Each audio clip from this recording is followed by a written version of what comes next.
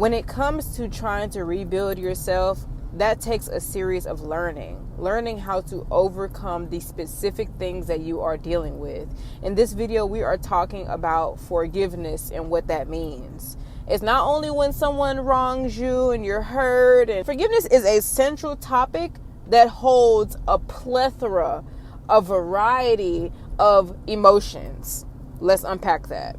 True forgiveness is when you're able to release all of the emotions that come with it. Let's unpack it even further. Forgiveness is one word, and it holds an example of these few emotions. Typically, when you need to forgive someone, you need to let go of hurt, pain, resentment, disappointment, distrust, all of these things. And if you have not gotten past those emotional feelings and attachments to that, then you most likely will not be able to demonstrate the act of forgiving.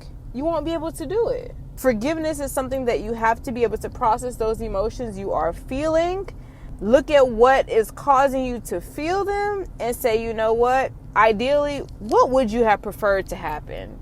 Not in a perfect world, but in a realistic scenario. Not only that, but if you have an opportunity to communicate a clear understanding of those feelings to the person or the circumstance that has caused you to feel hurt, which has led you to unforgive, then you need to do that. Because forgiveness is healing, and healing requires work. And communication helps create healing because that is work. Let's make this real clear. Forgiveness is an action, which is doing work to get through emotions. The emotions you need to get through in order to perform forgiveness is hurt, disappointment, resentment, mistrust, distrust. It depends on what is causing you to not be able to forgive, what the circumstance was, and what the feeling is as a result of the circumstance. Once you've been able to identify those things, then you can say, okay, now I know, one, what the problem is. If it's regarding a person or a circumstance, now you need to put in some work in order to heal those emotions. Those emotions, for example, if it's mistrust because someone mishandled you or something happened, the type of work that needs to be done on those emotions has to be an action again. You need to communicate.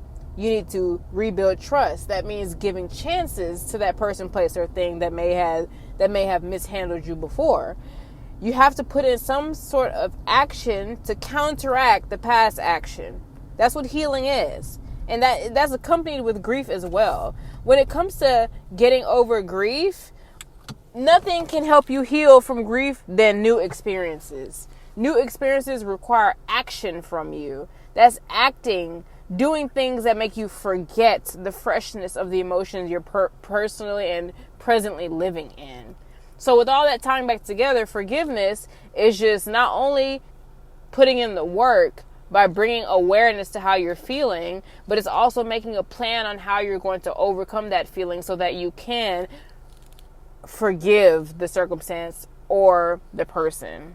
For example, I walk up to you and I stub your toe, and your toe is already swollen because it got bitten by 1,000 ants. Your toe is hurting. Your toe is already hurting, and you told me probably that your toe was hurting, and I wasn't intentional about not stepping on your toe, and I stepped on your toe, which made it hurt more, which caused you not to forgive me, right? It's not only the fact that I just stepped on your toe and it's hurting and now it hurts even more. It's the fact that I wasn't intentional with my behavior. It's also that I wasn't listening to you when you told me about the sensitivity of your toe, right? I didn't handle you, your feelings, or your toe with caution. So that causes you to mistrust me with your emotions. It causes you to not be able to understand why I didn't show up for you, even though you took the action of communicating. So now you can't forgive me. I said I'm sorry and I offered to put ice on your toe, but you kind of don't want me to do that. You just don't want to forgive me. You want to place that boundary to protect yourself. That's completely normal. But in life, in order to have that peace and that openness and that connection as we all and most of us desire, you kind of can't walk around like that. You can't walk around with a shield, right? if you're hurt and it's causing you to keep me at bay, you need to let me know that. You need to say, hey, you know what?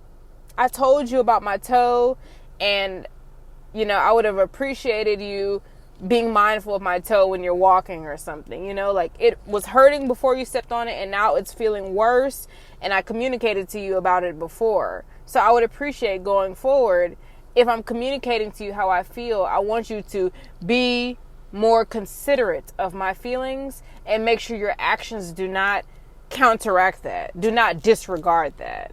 So that is a way that you can heal emotions that cause unforgiveness. Because if forgiveness equals peace, then you need a solution to your emotions that's preventing you from that. Hope that helps.